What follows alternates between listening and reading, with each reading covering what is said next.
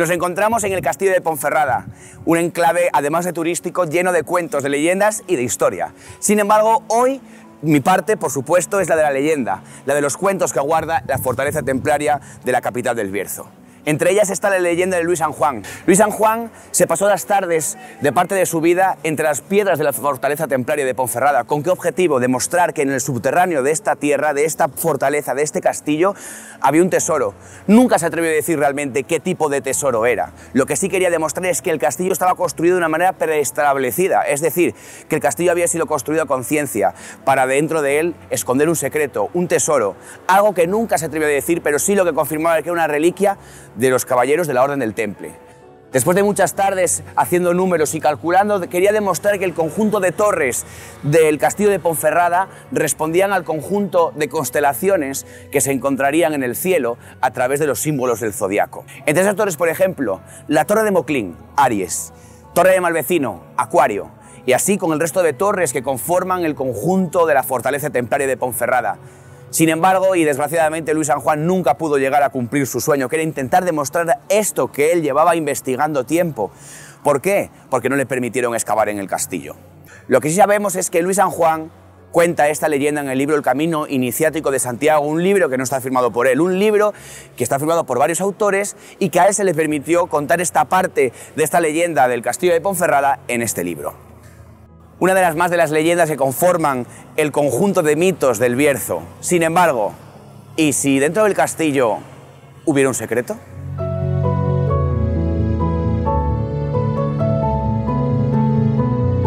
¿El castillo fue construido con un plan preestablecido o el castillo fue construido para otros menesteres?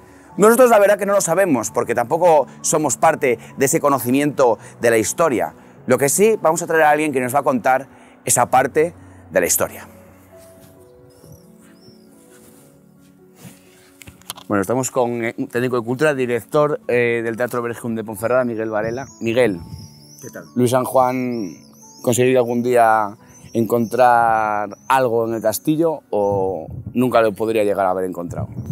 Bueno, en su imaginación lo encontró y eso ya es un recurso, por lo menos para los territorios de la leyenda. Pero, hombre, visto desde el punto de vista estrictamente histórico y arquitectónico, está claro que la imaginación de Luis era grande, pero que no se corresponde con una realidad estricta. Evidentemente, el castillo no tiene ningún subterráneo, el castillo no responde a un plan de construcción preestablecido, digamos, tal y como lo conocemos ahora mismo, sino que es un proceso sucesivo muy complejo, desde la primera cerca de los templarios hasta las obras del conde de Lemos. Han pasado muchos años, con lo cual toda su teoría de las torres y de lo que significaba cada torre y a la conclusión a la que llegó, pues es difícilmente justificable desde el punto de vista histórico.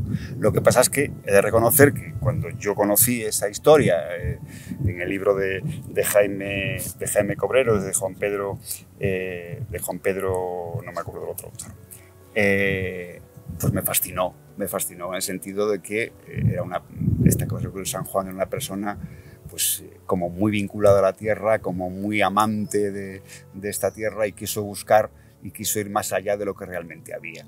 También estamos hablando de los años 70, donde el castillo estaba en ruinas, ¿no? Estaba absolutamente abandonado, no había investigación, no había trabajo riguroso, ni arqueológico, ni arquitectónico, ni histórico, y entonces cualquier cosa nos fascinaba. El único trabajo que existía era el de Luengo de los años 20.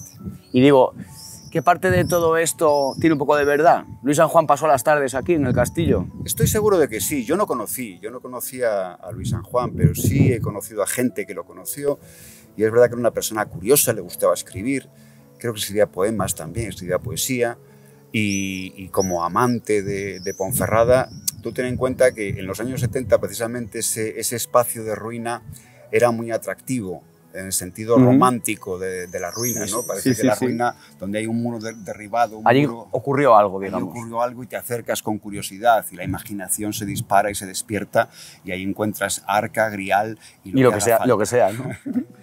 Y qué digo, en el caso, él nunca llegó a decir dónde estaba esa puerta, ¿no?, que daba al subterráneo. Él, vamos, estrictamente habla de que después de hacer una serie de cábalas sobre la situación de las 12 torres, descubrió un mensaje secreto y ese mensaje le llevó a la puerta del subterráneo del castillo. Que nunca le dejaron excavar. Y que evidentemente no le dejaron excavar.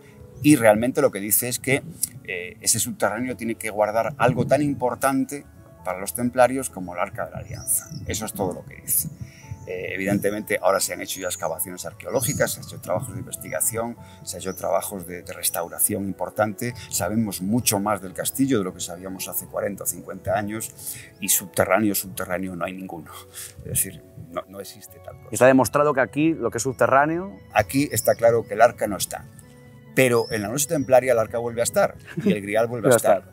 Y eso es suficiente para un motivo de diversión, de atractivo turístico. Y sigue con este mito de Ponferrada, ¿no? Pues muchas gracias, Miguel. A vosotros. Gracias.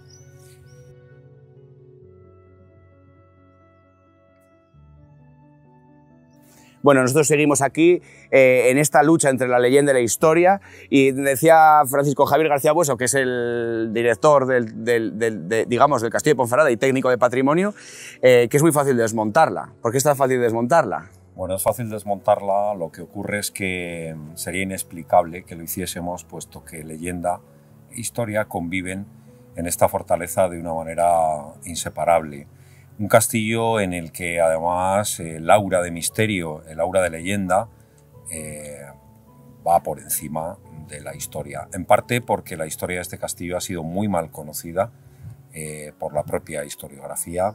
Un castillo que durante siglos ha languidecido en un triste proceso de ruina y que recientemente las excavaciones arqueológicas han venido a aportar luz a esa historia mal conocida que hasta ahora... Pues, a romper las leyendas, digamos, que podría haber.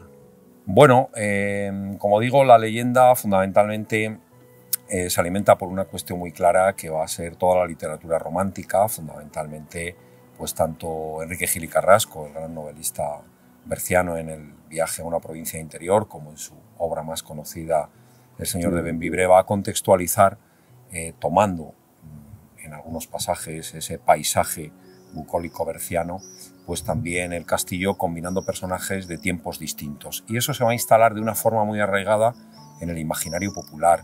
Eso va a hacer que las versiones que durante algunos momentos del siglo XX se adaptaron para lectura de escolares, va a tener sin duda pues, un anclaje muy claro en toda esa leyenda y todo ese aire romántico que por otra parte envolvía a esta ruina, un gran monumento que a la vez estaba enmascarado por todas las edificaciones que se le habían ido adosando en el siglo XIX y que por tanto contribuían a aún más hacer casi inaccesible el castillo, de tal forma que la leyenda pues, se iba pues, aposentando sobre todas las piedras venerables de esta fortaleza.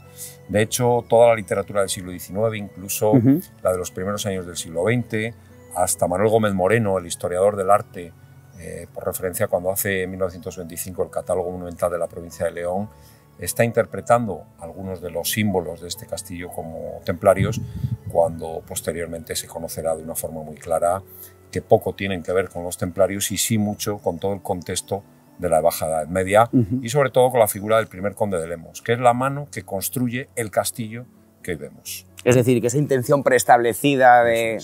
Reedifica, cierto es, sobre estructuras templarias, se conservan algunas cimentaciones de la Torre de Moclín, algunas estructuras de época templaria sobre las cuales luego va a edificar su gran palacio, el gran palacio de la segunda mitad del siglo XV, y en el Castillo Viejo, donde ahora nos encontramos, en realidad lo que ocurre es que se fusionan 4 castillos distintos en lo que aparentemente nos parece un edificio que hubiera sido concebido o que obedezca a un solo momento histórico, cuando en realidad durante el siglo XIV, XV y XVI se fusionan aquí diferentes castillos y originan este fantástico monumento.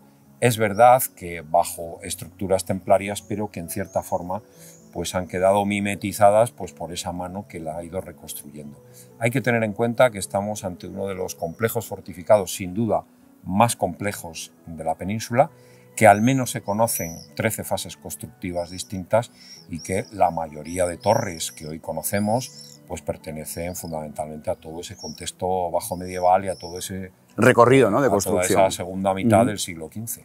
Por lo tanto, esa intención de que el castillo de Ponferrada estaba construido de una manera preestablecida con ciencia para guardar aquí algo, se acabó, ¿no? Eso es, bueno, desde el punto de vista histórico, pues como digo, además las últimas excavaciones arqueológicas han sido especialmente productivas y vienen a confirmar algunas cuestiones tan claras como que en realidad lo que subyace debajo del castillo que hoy vemos y reconocemos todos como tal, este extraordinario conjunto fortificado, se levanta sobre un poblado de la Segunda Edad del Hierro, un poblado de hacia 800 años antes de Cristo, donde sus payozas, donde esas viviendas tan propias de la arquitectura tradicional berciana que han pervivido en el Bierzo y en Galicia pues, durante siglos, conforman toda esa génesis de este poblamiento en un lugar de alto valor estratégico, en un espacio interfluvial entre el Sil y el Boeza, a los pies del último pie, digamos, de los montes aquilianos, que es el Pajariel, que forma parte inseparable también del paisaje de la fortaleza